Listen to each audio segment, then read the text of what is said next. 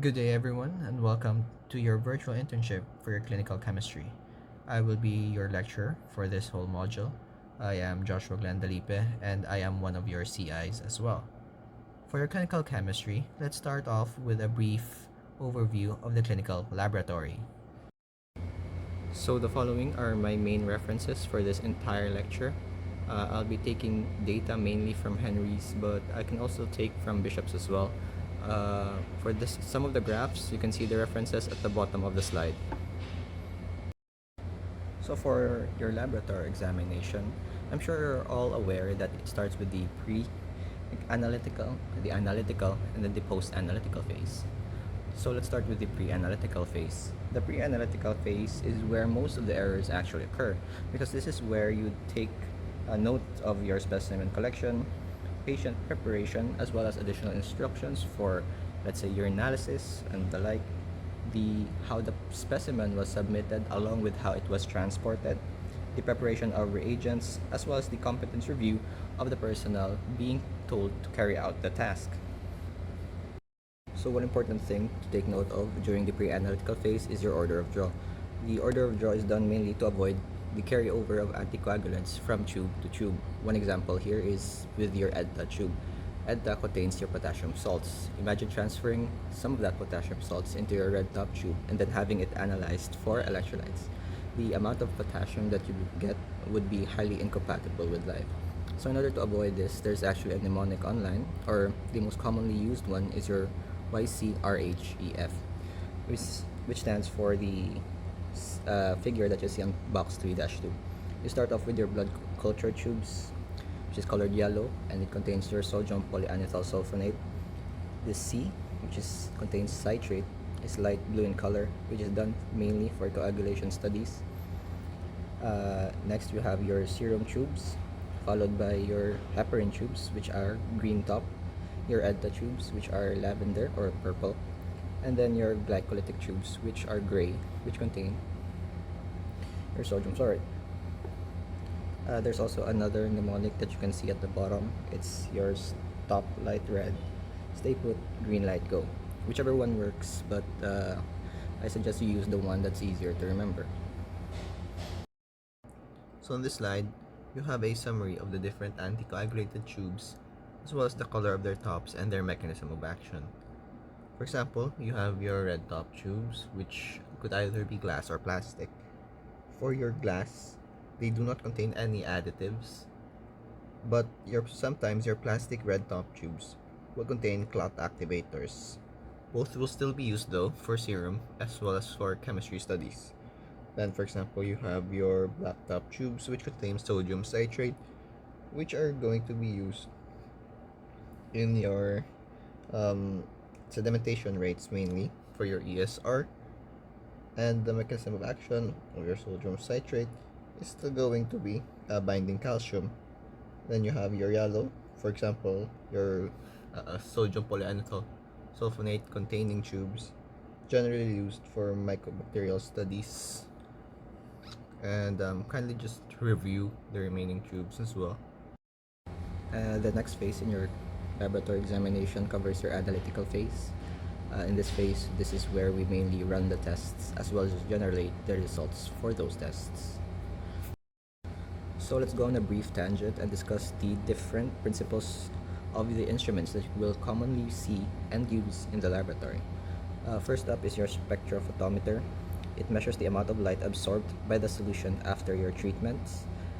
The more that light absorbed, the higher the concentration of the substance, and it uses your Beer-Lambert's law. You can see on the figure down below that the spectrophotometer has 7 components: the exciter lamp, the entrance slit, the monochromator, the exit slit, the cuvette, the photodetector, and the light emitting diode. Up next, we have nephelometry and turbidimetry. Both are based on the scattering of radiation by particles in a suspension. So when your light beam strikes the particles in your suspension, some of the light is absorbed while others can be reflected or scattered. This is more pertinent towards, or rather the scattering part is more pertinent towards nephelometry, in which we measure the light scattered at an angle between 15 to 90 degrees. Turbidimetry, on the other hand, measures the amount of light that is blocked and is generally used for protein measurement. So here you have a diagram showing how your nephelometers and your turbidimetry works. You have a light source striking a lens that will eventually strike a cavette. Depending on its scatter, it could either be a forward scatter detected by the detector, the forward light scatter, or a side scatter detected at the 90-degree angle. It's also called a right angle scatter. On the other hand, you have your turbidimetry, which detects the reduction of light transmitted. So next is your fluorometry, or your molecular luminescence spectroscopy. This one relies on the exchange of energy that occurs when certain compounds absorbs electromagnetic radiation and then they become excited. After this excitation, they return to an energy level either higher or equal to their original level. What's important to take note in fluorometry is that there are two monochromators.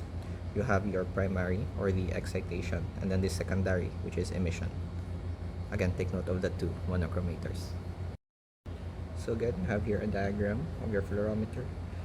Take note of the primary filter and then the secondary filter, which light must pass through before reaching the photo multiplier tube and then showing values for your readout. Potentiometry measures the potential voltage between two electrodes in a solution, and this forms the basis for a variety of procedures for measuring analyte concentration. There are two main types of your electrodes, the redox and then the ion selective electrode. For the redox electrode, it's composed mainly of a redox couple. One example is your silver-silver chloride electrode. While for your ion selective electrode, its ion selectivity depends on the membrane. It could either be glass or a polymeric material. Some examples include your CO2 electrode, which is called your Severin house. Your O2 electrode is called Clark. And then for your potassium, you have your valinomycin gel barrier. Next up is your electrophoresis. This one is based on the separation of charged compounds depending on their electrical charge. So you apply voltage to a salt solution, in this case, or more commonly, it's going to be sodium chloride, and then that electrical current will be produced by a flow of ions. Cations will flow towards the cathode, while anions will flow towards the anode. The more commonly used support medias include your cellulose acetate, agarose, and your polyacrylamide gels. Dyes used for the visualization step can include your amido black, poncho S, fat red 7B, and Sudan black B. And next is your densitometry, which measures the absorbance of the stain on a support medium. The basic components include a light source, a monochromator, a movable carriage to scan the medium over an entire media, an optical system, and a photodetector. The signals detected by your photodetector are related to the absorbance of the sample stain on the support, which is proportional to your specimen concentration. TLDR. Absorbance increase equals specimen increase in concentration. So for the last phase of your laboratory examination, you have your post-analytical phase, which covers mainly your recording, reporting, and finally, the releasing or the endorsements of your reports. Next are some of the quality control procedures instituted in the laboratory. So quality control is defined as the institution of measures to generate accurate and precise results to ensure efficiency and cost effectiveness of the system. Quality control measures can be done in your pre-analytical, analytical, and your post-analytical phase. So let's differentiate accuracy from precision. Accuracy is how close the measured value is to the true value due to systematic error, which can either be constant or proportional, while your precision is the dispersion of repeated measurements about the mean due to analytical error. So on the figure below, you can see an example of an imprecise test. You can see how the test results, represented by the block dots, are scattered throughout the target and they do not clump together, unlike precise tests. And for figure B, you have an example of an inaccurate test where although the test results are clumped together, they are quite far away from the mean or your bullseye, indicating that the test is inaccurate. Now let's differentiate between sensitivity and specificity. Sensitivity refers to the ability of a test to detect disease and is usually expressed as the proportion of persons with disease in whom the test is positive. Take note that sensitivity is very important for tests done as screening. On the other hand, you have your specificity, which refers to the ability to detect the absence of disease and is usually expressed as the proportion of persons without disease in whom the test is negative. If your sensitivity is for screening, your specificity now is used for confirmatory tests. So next you have your positive predictive value and your negative predictive value. The positive predictive value is the probability that a positive test indicates disease. It's the proportion of persons with a positive test who truly have the disease. And your negative predictive value is the probability that a negative test indicates the absence of the disease. It's the proportion of persons with a negative test who are truly without disease. Now, let's proceed to your Levy-Jennings graph. The Levy-Jennings graph is a graphical representation of observed values of a control material over time in the context of upper and lower control limits. It's a linear graph and uses calibrators. Generally, if outliers are present, meaning they are greater than your 3ST, you need to recalibrate. Some interpretative patterns are your normal, the outlier, which is I've mentioned before, trend in which there's a ladder-like going up or down pattern, and your shift in which values situated halfway above or below the mean in 6 consecutive testing. There tends to be a bias involved in shift, so you need to take note of that. Here on this diagram, you can see the shift and the trend. As I mentioned earlier, shift refers to values around 6 should be halfway above the mean, or in this case, it's below the mean. And your trend is a ladder-like or a step-like pattern. So you can see there that values start going from your -1 towards the mean and then finally to your +1. Take note the distribution of samples as well, those values that can be found between your +-1, between the +-2, and then in between your plus and -3. Moving on with the different Westgard multi-role techniques, we are first going to discuss your 1-3S rule violation. In this case, a run is going to be rejected when a single control measurement exceeds the mean plus 3S or the mean minus 3S control limit.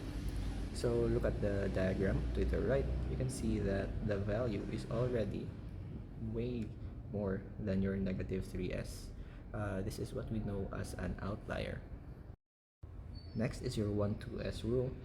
This one is generally not commonly used, but you need to treat it as a warning rule to trigger more careful inspection of the control data following the rejection rules. You can see on the image on the right that from the mean that there is one value already greater than your +2S. So again, it's a warning rule. Next is your 2-2S rule, meaning there's 2 consecutive control measurements exceeding the mean +2 or the -2 control limit. Take note on the diagram of the right. You can see there that 2 values are above your +2S line. So this calls for a rejection of the run. Next up is your R4S rule. In this rule, we reject when one control measurement in a group exceeds the mean +2S and another exceeds the mean -2S. Take note on the diagram on the right. You have one value at your number 5 starting at -2, and then the value at number 6 goes all the way up to +2. This rule should only be interpreted within runs, meaning on the same run, and not in between them. So the graphic shows that you can see that the colors there, 5 and 6 were done on the same run, while number 4 you can see that was done on the previous run. So what to remember with R4S? When one rule exceeds 2 and then the following run exceeds 2 on the other side of the mean. So in this case it was -2, and then the next run had its value all the way up to +2. Next is the 4-1S rule. in which we reject when four consecutive control measurements exceed the same mean plus 1 or the same mean minus 1s control limit. You can see on the image that four consecutive values, are currently all over or below the negative 1s. And then we have your 10x rule violation, in which we reject the run when 10 consecutive control measurements fall on one side of the mean. So you can see here on the image, you have your mean and all control values were found to be above that mean. So we reject this run. Here is a summary of the different rules with a short description of their meaning as well as what they detect. Take note of the small table that I've made at the bottom, simplifying basically everything. Uh, you have one warning rule in the form of your 1 2s. The remaining rules could fall under between rules that detect systematic error and rules that detect random errors. For your systematic errors, they could be your 2 2s, your 4 1s, and your 10x. While for the random error, it's your 1 3s and then your R 4s. And that concludes the overview of your clinical laboratory. Thank you for listening and have a good day. So up next, we'll be discussing your carbohydrates, your lipids, and then your proteins.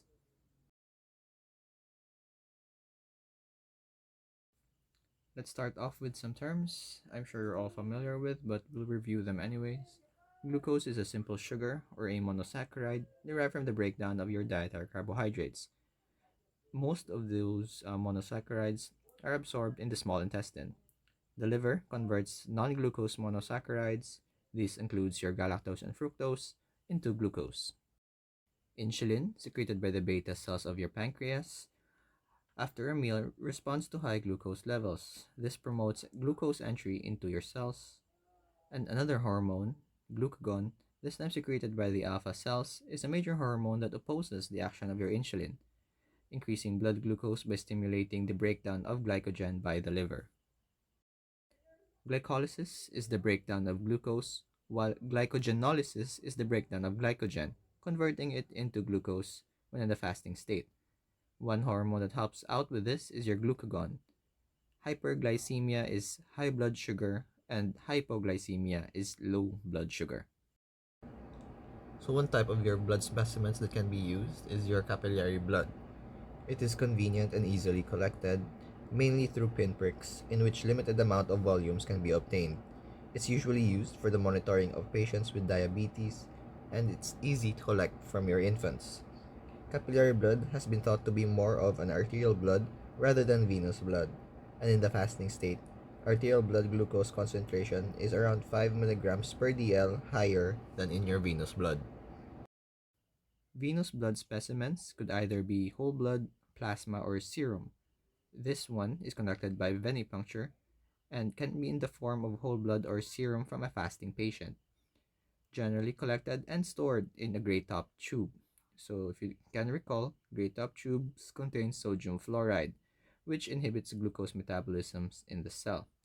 If not collected in a gray top tube, it should be tested immediately because glucose decreases at around 5 to 7% every hour. If testing is expected to be delayed, it should be stored in a gray top tube. Up next, you have the different ways for your specimen to be prepared. First up is the more commonly used one for diagnosis. You have your fasting blood glucose collected after an 8 to 10 hour fast. Next, you have your 2 hours postprandial glucose, in which water can be allowed because water doesn't contain any carbohydrates.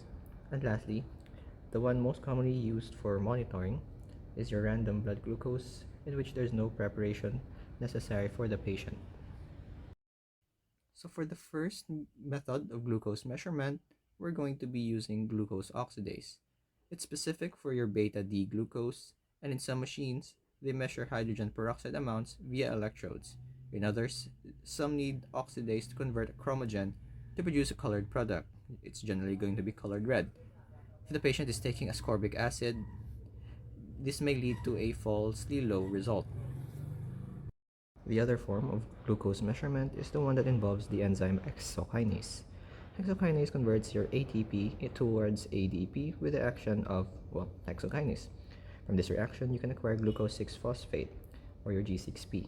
This will then be used as a substrate for the second enzymatic reaction, where it is the addition of your NADP. NADP will be reduced to NADPH to the action of the G6PD dehydrogenase. Between the two, between your glucose oxidase and hexokinase, hexokinase has been more popular and is more widely used, and levels tend to be more accurate when compared to glucose oxidase. You can see down on the diagram the summary of the reaction that I've mentioned. For point-of-care testing, the specimen used is capillary blood obtained through finger puncture. Glucometers use strips impregnated with glucose oxidase, converting glucose and water into hydrogen peroxide and gluconic acid. The peroxidase will then convert hydrogen peroxide, a chromogen, which is then measured by the glucose, or rather the glucometer. The principle of your glucometer is reflectance photometry and depends on the color produced. If the color is darker, that means there's a higher concentration, and if it's lighter, then there's lower glucose values. So, how can we diagnose if a patient has diabetes or if they only have impaired or your pre-diabetes? According to your American Diabetes Association guidelines, this was taken from Henry's, by the way. Normal patients generally have a fasting plasma glucose of less than 100 and an HbA1c of less than 5.7. Pre-diabetes or your impaired glucose fasting tend to have fasting plasma glucose levels of at least 100 to 125 and HbA1c levels of 5.7 to 6.4%. And it's a case of diabetes when the patient already has 126 or greater than or equal to 126 their fasting plasma glucose and greater than 6.5% for the HbA1c. Up next, we have your gestational diabetes or your glucose intolerance recognized during pregnancy. For the screening of your GDM, it's generally done at 24 to 28 weeks using a 75-gram dose of glucose. Women with persistent diabetes 6 to 12 weeks postpartum can be screened using OGTT as well as some other non-pregnancy diagnostic criteria. For the steps, we will be referring to the table on the next slide.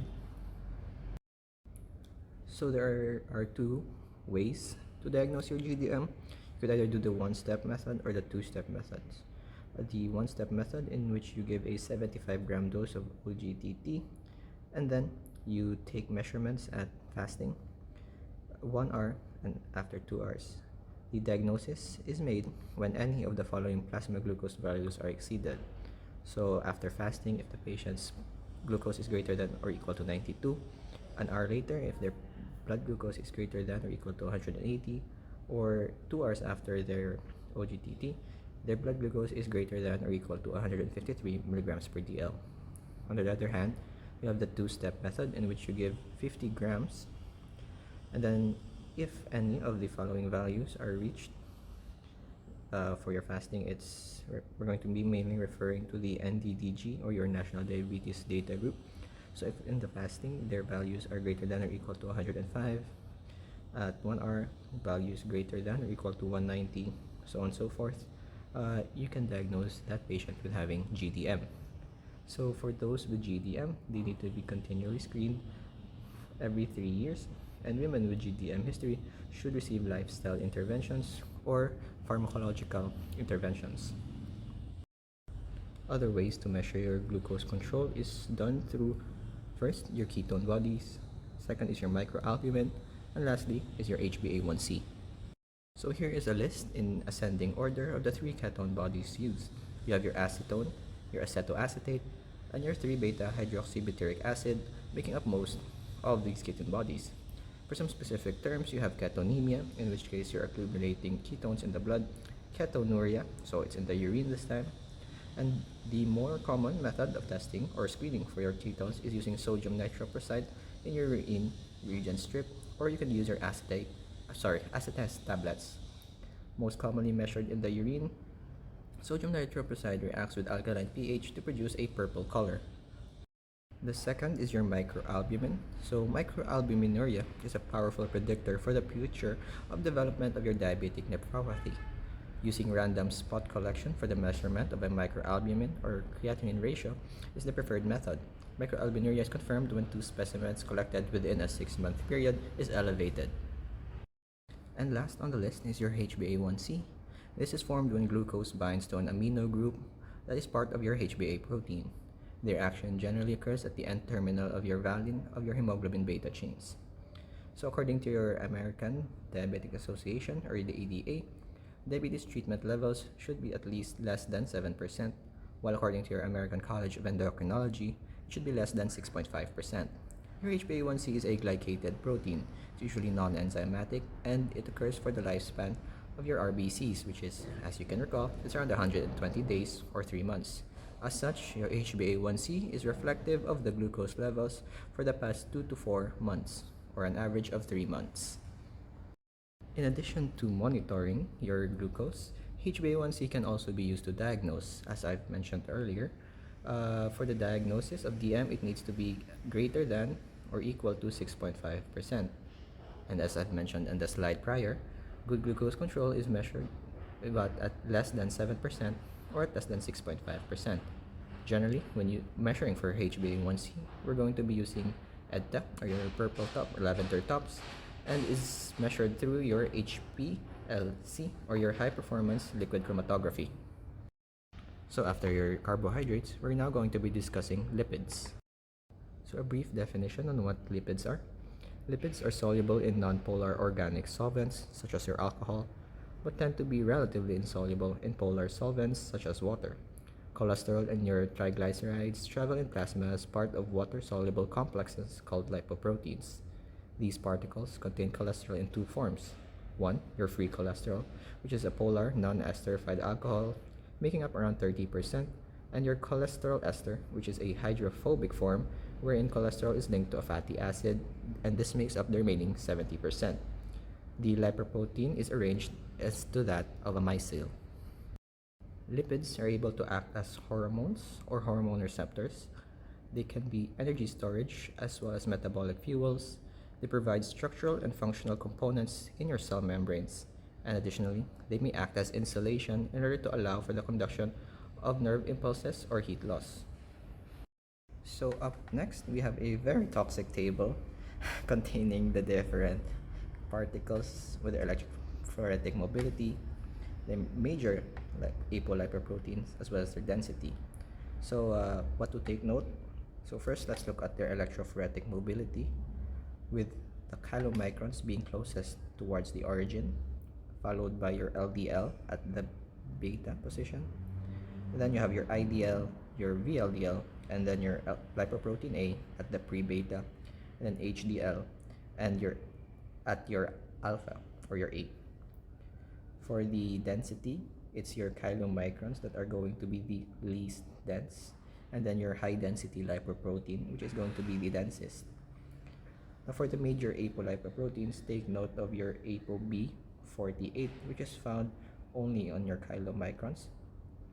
Your ApoB100s found in your LDL, IDL, and your VLDL, as well as your LPA. And in addition to the ApoB100, lipoprotein A has ApoA as well. So in this figure, you can see a summary of both the electrophoretic mobility as well as the density of the lipoproteins that I've discussed in the previous slide. Let's start off with the electrophoretic mobility. I mentioned earlier that your chylomicrons will be found at the origin, followed by your beta lipoproteins, which is mainly going to be your LDL, followed by those found in your pre-beta, which is your IDL, VLDL, as well as your lipoprotein A, and then the alpha lipoproteins, which are going to be your HDL. On the density side, you have chylomicrons being the least dense at having a density of less than 0.96, followed by your VLDL, LDL, and as I mentioned earlier, your HDL being the densest of all of your lipoproteins. So on this table, we'll be discussing the different chemical compositions of the lipoproteins. First up, you have chylomicrons and your VLDL. Both of these have triglyceride as their major components. This is unlike your LDL and your HDL, where, for example, your LDL, its main major component is going to be your cholesterol esters, And next is going to be its phospholipid. HDL, on the other hand, has its main component as your proteins, followed by your phospholipids. So what are some specimen considerations to take note of when performing lipid studies? First is fasting. In general, the patient needs to have fasted for at least 12 hours. Take note that in cases where you only need to measure total cholesterol and HDL, there would be no need for fasting. For the blood, you can use venous blood because it's more preferred due to the less variability in the results when comparing it to capillary blood. You can either use EDTA or plasma or serum when measuring cholesterol, total globulin, and your HDL. Cholesterol exists as a mixture of unesterified and esterified forms. The proportion of these two forms is fairly constant. Generally, it's not necessary to distinguish between these two forms. Cholesterol can be measured through enzymatic or chemical methods. However, in the enzymatic method of cholesterol quantification, this is more commonly used when compared to the chemical used for clinical and research purposes. For cholesterol, normal values should be between, or rather should be less than 200 milligrams, while a patient who has values of more than 220 would be at moderate risk and greater than 240 milligrams per dl would be at high risk. For the chemical method of your cholesterol determination, two color reactions can be seen. If it's green, it's your Lieberman-Burchard. If it's red, it's your Salkowski. CDC has their own reference method utilizing your Lieberman-Burchard, named your Abel, Levy, and Brody. On the other hand, the enzymatic method, which as I mentioned earlier has replaced the chemical method, utilizes both cholesterol esterase and cholesterol oxidase in order to produce hydrogen peroxide. This hydrogen peroxide is then measured, and this is the basis for cholesterol determination. For the TAG, or your triglyceride or your triacylglycerol, most measurements are done enzymatically. Take note that bilirubin, ascorbic acid, as well as hemolysis may interfere with the enzymatic method. For the normal value of your TAG, it should be at least less than 150 milligrams per dl. Patient would be at moderate risk when it's between 150 to 199, and at high risk if it's greater than 200. So similar to cholesterol, the CDC still utilizes a chemical method in which you perform chloroform extraction followed by salicylic acid chromatography in order to isolate your triacylglycerol. The glycerol is then released and is oxidized with sodium periodate in order to form a pink color. However, in the laboratory, most enzymatic methods have replaced chemical methods. So for enzymatic method, there's the hydrolysis of triglycerides in order to free fatty acids and glycerol, followed by the phosphorylation of glycerol to glycerophosphate. NAD formation is then measured at 340 nanometers. You can see the summary on the diagram below. So because lipoproteins share common lipid and apolipoprotein components, the central problem in lipoprotein analysis is the separation of those different lipoprotein classes. Generally, in the laboratory, there are three commonly used methods. The first one is your reference method, your ultracentrifugation, which is based on the density of your lipoproteins. The second is based on precipitation, in which lipoproteins are precipitated using cations such as heparin sulfate. And the last one is your electrophoresis, which involves the migration of lipoproteins. So the figure labeled A, which Boyd density, utilizes ultracentrifugation, as again, it's based on the densities of the lipoproteins, while the one labeled B utilizes electrophoresis. In the laboratory, both your VLDL and your LDL are not measured. Instead, we get these values by deriving them from these specific formulas. For solving for your VLDL, you can either utilize your Friedewald or your DeLong equation. Friedewald, you divide your triacylglyceride by 5 if it's mg per dl, or if it's in millimole per liter, you divide it by 2.175. You can use your DeLong, in which you divide it by 6.5 in mg per dl, or divide it by 2.825 if it's in millimole per liter. Once you have your VLDL, you can now solve for your LDL. So solving for your LDL, you get the total cholesterol, subtract HDL, and then subtract your VLDL, which you just solved for. Once you get that, you have your final LDL.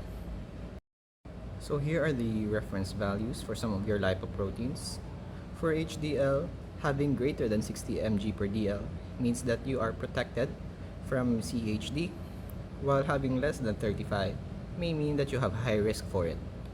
On your LDL, having greater than 160 mg per dl is generally an indication for therapy if there are no risk factors. However, if you have 2 or more risk factors, this drops down to having a value of greater than 130 mg per dl. And last on this block is your protein.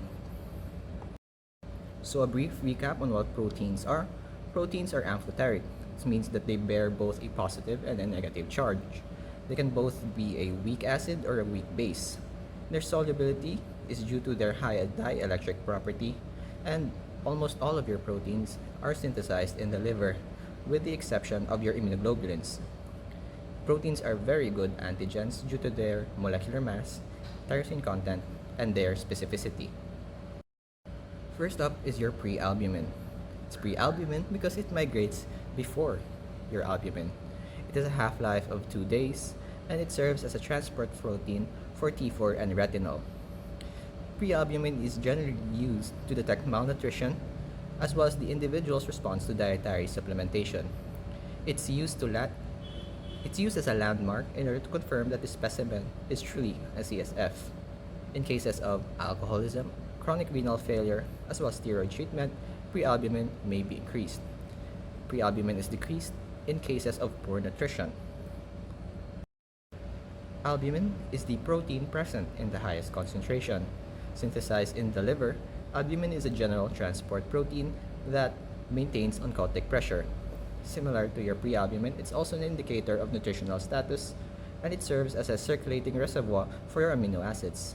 Albumin is sensitive and highly prognostic as a marker for your cystic fibrosis. Albumin is a negative phase reactant. This means that in cases of inflammatory processes, albumin levels tend to drop. The lowest plasma levels of your albumin are correlated with nephrotic syndrome, and its reference values are between 35 to 50 grams per liter. The remaining fraction is called your globulins. This makes up the remaining alpha 1, alpha 2, beta, and gamma fractions. Globulins are generally measured by subtracting the value of serum albumin from the total concentration. Elevated concentration of globulin in early cirrhosis will balance out the loss of albumin, resulting to normal levels of proteins. So again, in order to measure your globulins, you just subtract albumin from your total proteins. Globulin's reference value is between 2.3 to 3.5 grams per dl. On this table, you have a very brief summary of the different proteins, as well as their molecular weight and their actions. I would highly advise you guys to read up on the alpha 1, alpha 2, and beta, as well as possibly the gamma globulins as well, as I just skim over them during this lecture. Here is an example of your protein electrophoresis. Take note on the uppermost portion of the diagram or the figure, the darkened structures labeled albumin, alpha 1, alpha 2, the beta 1 and beta 2, and then your gamma globulins. This is representative of the normal protein electrophoretic pattern in an individual with no active diseases. Then on the bottom, you can see the peaks of different proteins. For example, you have your prealbumin migrating just before the albumin there. You have your alpha lipoprotein, alpha 1 antitrypsin, and alpha 2 antiglobulin as well following your albumin, and then so on and so forth. Here you have a simplified electrophoretic pattern. You can see that the first and highest peak is going to be your albumin, followed by your globulins. So immediately after albumin is your alpha 1, then alpha 2, the beta, and then finally your gamma. The height is representative of the concentration of each of those proteins. So again, you have here another electrophoretic pattern. Before I forget, electrophoresis involves the separation of your proteins dissolved in an electrolyte solution by the application of an electric current.